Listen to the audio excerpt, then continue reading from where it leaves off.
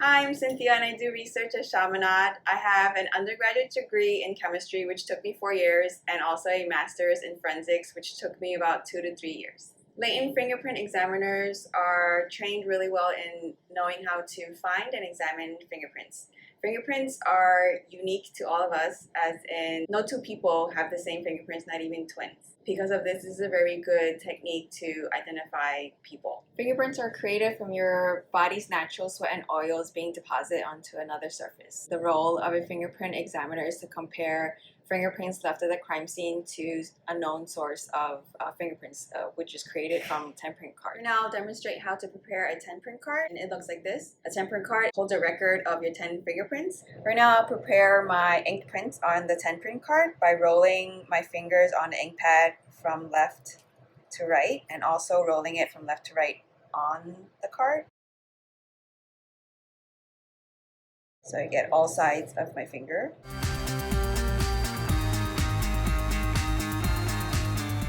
So I'll move on to my left hand.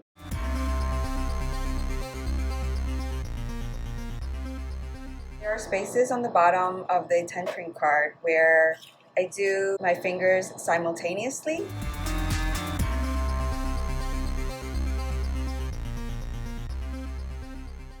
And then I'll show you how the completed tenprint card looks like.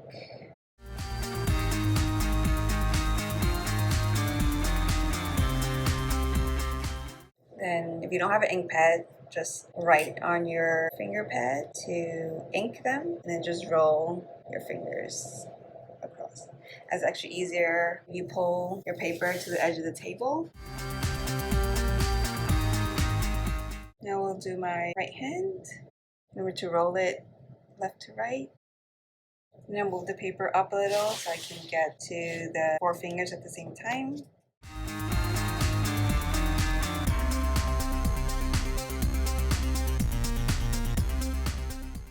Usually at crime scenes, fingerprints are not visible to the eye unless the person has previously touched paint or blood and then touched the surface.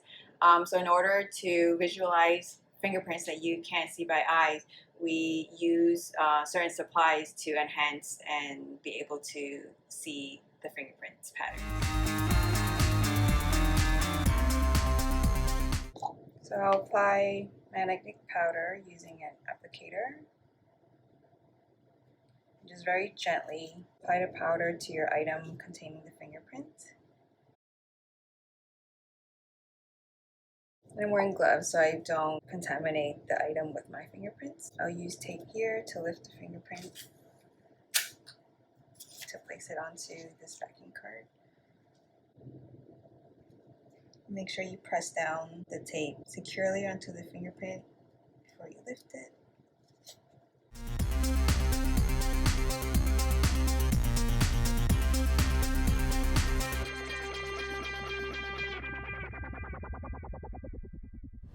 If you wanted to create this on your own, take a paper plate and make sure your fingers are not too dry. If they are too dry, run it through your hair. Make sure it's the pads of your fingerprints and not the fingertips. Lightly press it onto the plate, not too hard or your patterns will be smushed.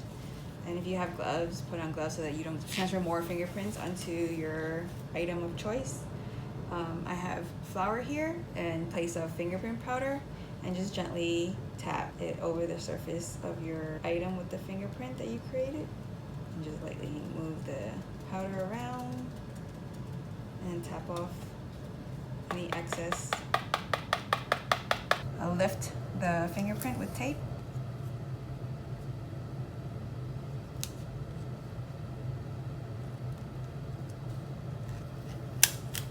And in place of a backing card, we'll use a colored Post-it.